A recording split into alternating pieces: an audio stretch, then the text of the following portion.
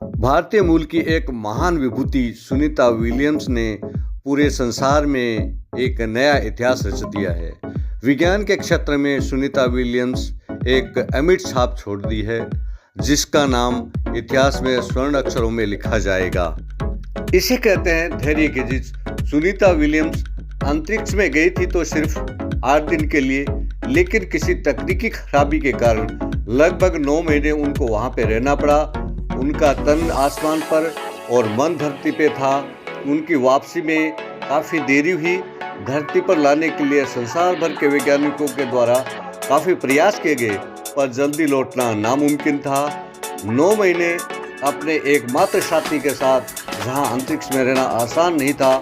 हर दिन एक उम्मीद के साथ आता और रात मायूसी से बीत जाती, लेकिन उन्हें कभी हिम्मत नहीं हारी।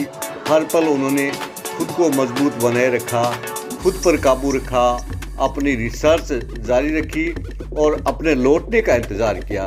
इधर धरती पर लोग उनकी बहादुरी की कहानियाँ सुन रहे थे, विज्ञान की बदौलत उनके जीवन को देख रहे थे, उनके धरती पर सकुशल लौट आने की प्रार्थना कर रहे थे। अंततः वह दिन भी आया जब उसके साथी उन्हें लेने अंतरिक्ष स्थित स्पेस पहुंच गए। उन्होंने धैर्य, साहस, उम्मीद और आत्मविश्वास से दुनिया को सिखाया कि कठिनाइयों के आगे झुकना नहीं चाहिए।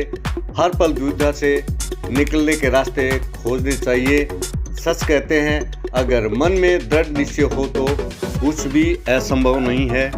ये कहानी है सुनीता विलियम्स की। सुनीता विलियम्स के सकुशल धरती पर वापसी पर समस्त देशवासियों ने खुशी जाहिर की है तथा उनके पैतृक गांव में पटाखों के साथ और ढोल नगाड़ों के साथ खुशी जाहिर की गई है। सुनीता विलियम्स आखिरकार 9 महीने के बाद धरती पर सकुशल वापस लौट आई है।